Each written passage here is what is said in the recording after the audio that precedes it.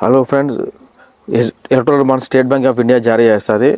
State bank ఎవరైనా వ్యక్తి కానీ ఆర్గనైజేషన్ కానీ స్టేట్ బ్యాంక్ ఆఫ్ ఇండియా నుంచి ఎలక్ట్రల్ బాండ్స్ కొనుక్కొని ఒక రాజకీయ పార్టీకి విరాళంగా ఇస్తారనమాట. ఈ రాజకీయ పార్టీ ఎలక్ట్రల్ బాండ్ని నగదుగా మార్చుకొని వాళ్ళ అవసరాలకు వాడుకోవచ్చు. అయితే ఈ వివరాలని వాళ్ళు ఎవరికి చెప్పాల్సిన పని లేదు రాజకీయ పార్టీ.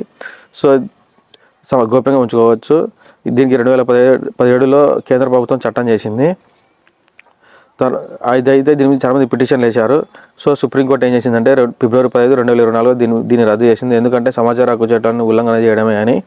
అంతేకాకుండా 2019 నుంచి ఇంతవరకు ఎవరెవరు ఎంత విరాళాలు ఇచ్చారో దాన్ని ఈసీకి సమర్పించాలని ఆర్డర్ వేసింది. అంతేకాకుండా మార్చి 31, 2024 లోపు ఎవరెవరు ఎంత విరాళాలు ఇచ్చారనేది పబ్లిక్ కూడా పబ్లిష్ చేయాలి మీరు అని చెప్పి ఆర్డర్ వేసింది. ఇది ఒక మంచి మూమెంట్ అని నేను అనుకుంటున్నాను. మీరేమంటారు ఫ్రెండ్స్? Thank you.